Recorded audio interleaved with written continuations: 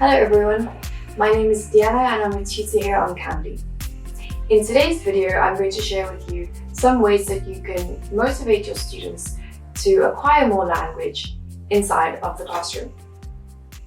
As a teacher, you'll find that you wear many hats, one of them being the motivator.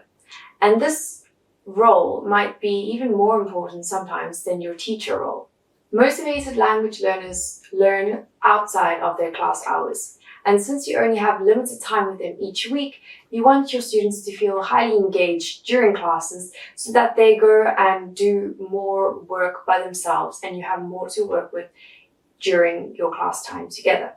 Now you might be wondering why I use the term acquire and not learn.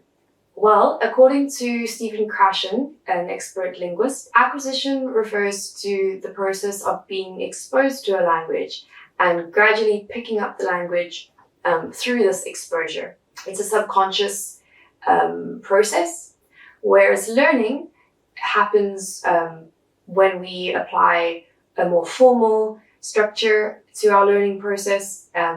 We are taking classes, we are focusing on grammar. Acquisition is what happens in young children or people who spend an extended period of time living in a country. They acquire the language because they are constantly surrounded by it, whereas learning is more what you will find in a traditional classroom setting. So why is this important to know?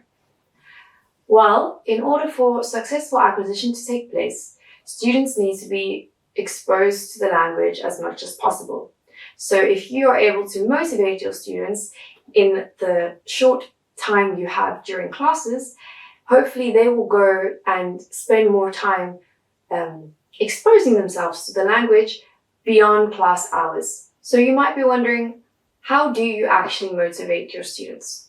The first thing that's very important is setting and defining learning goals and outcomes in the beginning of classes. If you're having classes online, you're probably having one-on-one classes with your students.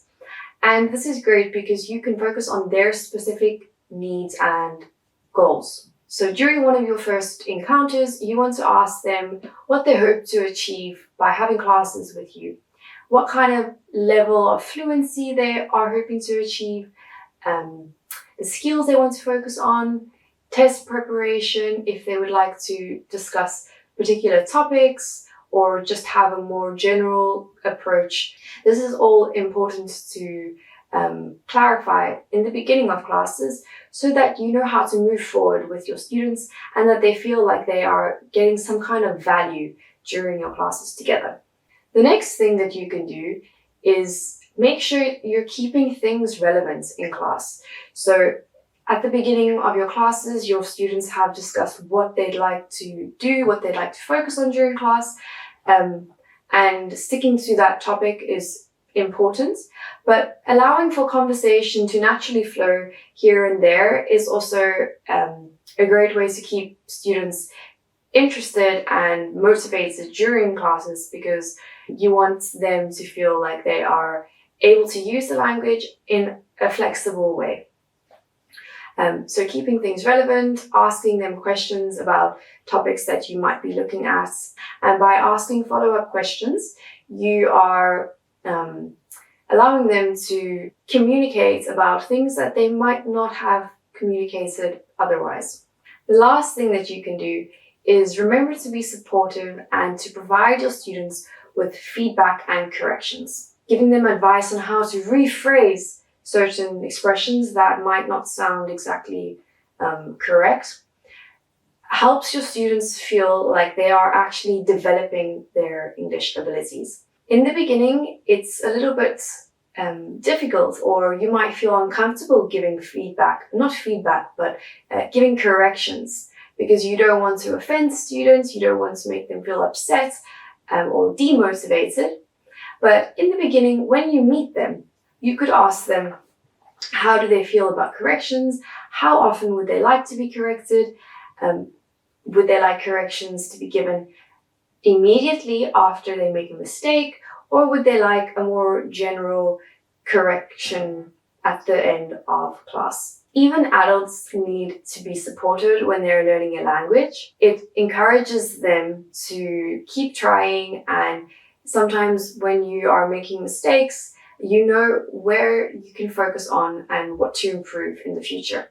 If you avoid corrections entirely, this makes the student believe that they are either perfect or fluent in English, or it makes them believe that they are wasting their time because they know that their English is not great, but you're not correcting them and helping them develop their skills. So finding a balance and asking them what they want right in the beginning is also extremely helpful and could motivate them to continue their studies beyond class hours.